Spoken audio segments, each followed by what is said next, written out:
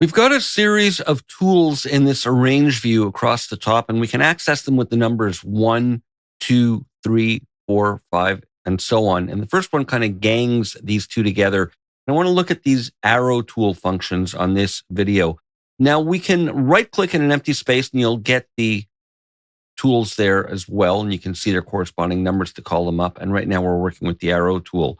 So we can do several things with the arrow tool depending where we click in the events. First thing we can do is we can move an event by simply clicking and dragging in the lower part. In the upper part, we get the range tool. We can click like that and just move it. And again, it's going to sort of snap, in this case, to bar, since that's where we have it.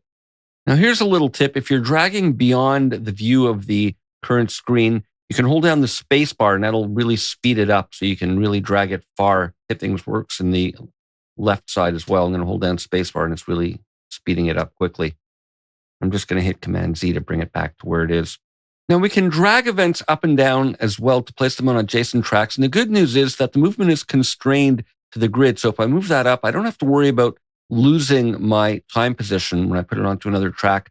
But I can, however, override that if I want by holding down Shift. So if I drag this up and hold Shift, I can then freely replace it somewhere else. And again, I'm going to hit Command Z to bring it back. And if we're dragging to an empty space, Studio One will create a track for us where necessary. Like, for example, here's an audio event. I'm going to drag this down, and there's no audio track, but if I release it, it creates a new audio track for me. Command Z, and that'll undo it. And we can also resize the edges of events, and that's really useful. Like, for example, this cowbell that I recorded, I stopped the recording a bit later than I wanted to, and I really only need it to go up until bar 5. So now I can treat this as an even 2-bar region, and I can loop it or cut it or copy it or whatever. But the thing is, we can trim the boundaries at the end. And again, it's conforming to the snap setting that we have there.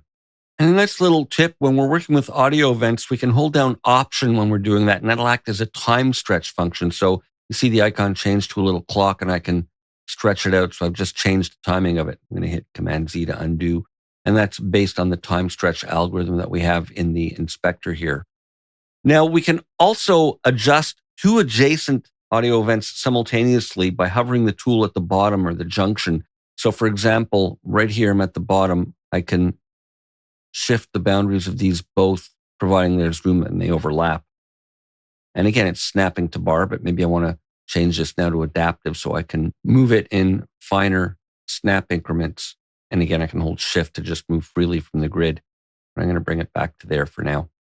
Now, we can also create fades on audio events, and we do that by clicking and dragging the upper corner of an audio event. So for example, let's say this drum loop, I'm going to click up here. I can create an envelope for fading, and then I can grab in the middle. It's linear by default, but I can grab in the middle and change the shape of it for a non-linear fade. And another nice tip, you can hold the Shift key, which will allow you to create it and adjust the curve all at the same time, depending whether you drag up and down or left and right. And I'm just going to hit Command Z. And we can also adjust the volume envelope for audio events with the regular arrow tool. When we click at the top here, I can drag down and you'll see I'm offsetting. You can see the waveform redrawing as I'm lowering the volume. So we can boost it or bring it down. And we can hit Command and click there to have it revert back to the default. We'll continue with more in the next video.